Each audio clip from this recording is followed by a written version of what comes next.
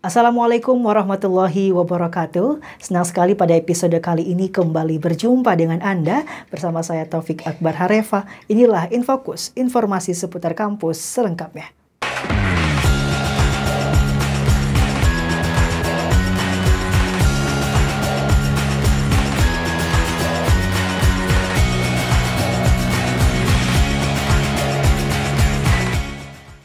Sinetron Suara Hati Istri Zahra menuai kecaman dari berbagai pihak. Tayangan ini dinilai mengandung unsur eksploitasi anak. Kementerian Pemberdayaan Perempuan dan Perlindungan Anak menegaskan bahwa hal tersebut dianggap telah melanggar hak anak. Tidak hanya saat ini, pelanggaran hak anak di industri pertelevisian sudah terjadi sejak dahulu dan terus terulang. Apa saja upaya yang dilakukan oleh Komisi Penyiaran Indonesia (KPI) agar permasalahan ini tidak terulang kembali? Tim Infokus telah melakukan reportase terkait permasalahan ini. Untuk selengkapnya Anda bisa langsung akses di Instagram @dnkTV. Kita beralih ke informasi selanjutnya, pemirsa. UIN Jakarta telah membuka seleksi penerimaan mahasiswa baru melalui sistem seleksi elektronik atau SEE pada 10 Mei sampai dengan 16 Juli 2021. Sebelum pelaksanaan berlangsung, juga akan diadakan simulasi yang akan dilaksanakan pada 24 Juli 2021 mendatang. Ujian elektronik ini dilaksanakan secara daring dengan mengakses website yang telah disediakan oleh pihak universitas. Jika tahun sebelumnya pada jalur SPMB Mandiri, ini hanya diperlukan nilai rapot saja, namun tahun ini diadakan seleksi melalui sistem elektronik. Untuk informasi selengkapnya saksikan di kanal YouTube DNKTV UIN Jakarta.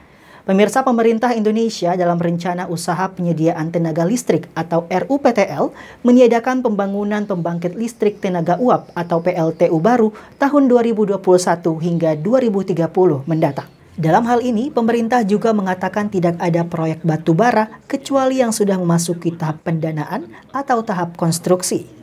Anda juga bisa saksikan informasi selengkapnya melalui Instagram @dnkTV. Musik dan kota merupakan paduan yang teracik dengan komposisi yang harmonis. Beberapa musisi menjadikan kota sebagai tema dan judul dalam lagunya. Salah satunya musisi kreatif Flamboyan yang berhasil menciptakan lagu bernuansa perjuangan mahasiswa yang harus menempuh pendidikan di Ciputat. Penasaran? Berikut selengkapnya untuk Anda. Dan Bandung bagiku bukan cuma urusan wilayah belaka. Hampir setiap waktu kita dikawal musik. Suara indah yang menenangkan keriuhan jiwa yang sudah lama terusik. Membuat musik menjadi istimewa dan asik. Niscaya wajar musik beradaptasi dengan kehidupan dan di otak-atik. Karena gimana ya, kalau buat aku itu dunia tanpa musik itu kayak boring aja gitu. Bahkan dalam kehidupan kita sehari-hari itu nggak terlepas dari musik gitu loh. Perkembangan musik di industri musik dunia sudah dikenal hampir 1,5 abad silam. Tepat tanggal 21 Juni kemarin diperingati Hari Musik Sedunia. Tentu, setiap musisi mempunyai tema dan latar belakang yang berbeda dalam menciptakan sebuah karya. Setiap tempat memiliki banyak cerita. Mungkin itulah yang ada di benak beberapa musisi di Indonesia. Seperti Kus Plus, Club Project, Lili Suryani, dan baru-baru ini, Flamboyan yang menulis lagu tentang sebuah kota. Kesepian, kesendirian, dan kerinduan adalah problematika akrab dirasakan anak rantau. Namun tak jarang juga menemukan sahabat saling mendukung dalam suka duka dan selalu ada sehingga sering disebut dengan istilah keluarga kedua. Ketika terpisah, tentu akan membuat rindu. Hal inilah yang melatar belakangi musisi bernama Flamboyan menciptakan sebuah karya berjudul Berkutat di Ciputat.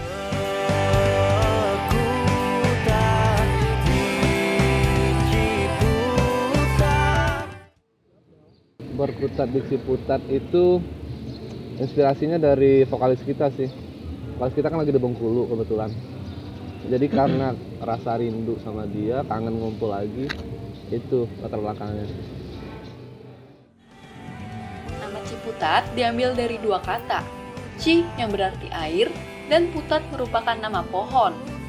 Dalam sejarahnya, penduduk kawasan Ciputat terdiri dari berbagai etnis yaitu Sunda, Betawi, Arab, juga Tionghoa. Namun di balik arti unik nama Ciputat, tentu Ciputat memiliki arti sendiri bagi masyarakatnya. Ciputat itu bagi gua perkawanan. Cukup satu kata aja. Kalau gua Ciputat itu laboratorium, tempat eksplor apapun. Posesif sih, udah kayak rumah juga. Kalau menurut gua Ciputat apa ya? Kayak tempat yang apa ya?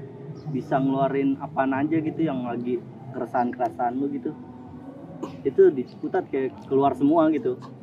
Dari semua karya-karya lu, mau ekspresi kayak apapun, lu mau diskusi kayak apapun, ada di Ciputat gitu.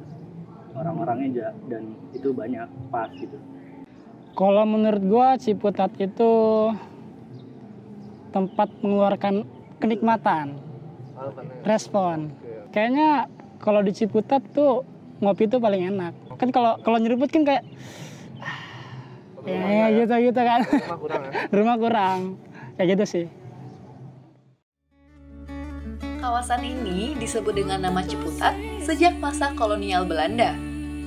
Ciputat juga menjadi salah satu daerah yang menjadi pusat pertempuran antara tentara Belanda dengan para pejuang kemerdekaan Indonesia. Setelah kedaulatan kemerdekaan Republik telah tercapai, Ciputat tumbuh sebagai wilayah padat penduduk yang menyangga ibu kota. Dengan sejarah yang luar biasa, membuat Ciputat pantas untuk dijadikan ibu kota Tangerang Selatan. Sejak tahun 2015 saya menjabat sebagai camat Ciputat, sebelumnya saya camat di Serpong Utara. Nah, untuk Ciputat ini memang spesifik ya. Ini wilayah yang punya histori yang luar biasa ya. Makanya sejak awal saya menjadi camat, yang pertama yang ingin saya lakukan adalah mencari tahu sejak kapan sih mulainya Ciputat itu berdiri, atau sejak kapan sih kota Ciputat itu ada.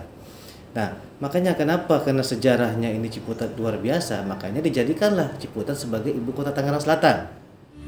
Ciputat berada di wilayah administratif Provinsi Banten. Namun dalam sejarahnya, daerah yang terletak di antara 3 provinsi ini menjadi daerah tak bertuan karena pernah menjadi bagian dari Jakarta, Jawa Barat, dan terakhir Banten. Namun hal inilah yang unik dari Ciputat.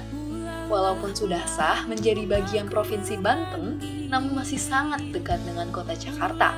Tidak mengherankan, vibes-nya pun ikut terbawa. Ciputat ini dekat banget sama ibu kota ya.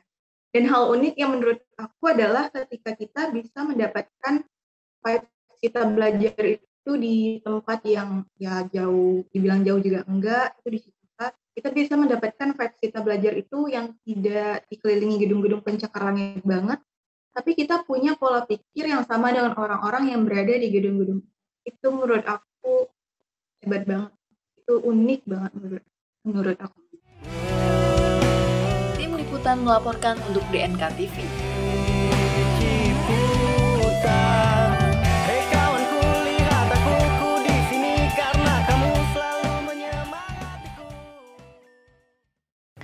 Ya, dan pemirsa, informasi tadi sekaligus menutup perjumpaan kita pada episode Infokus kali ini. Jangan lupa untuk terus saksikan Infokus, informasi seputar kampus, melalui media sosial kami di Instagram @dnkTV dan kanal YouTube DNKTV UN Jakarta. Saya Taufik Akbar Harefa dan mewakili seluruh kru yang bertugas pamit undur diri. Tetap patuhi protokol kesehatan. Terima kasih dan sampai jumpa. Wassalamualaikum warahmatullahi wabarakatuh.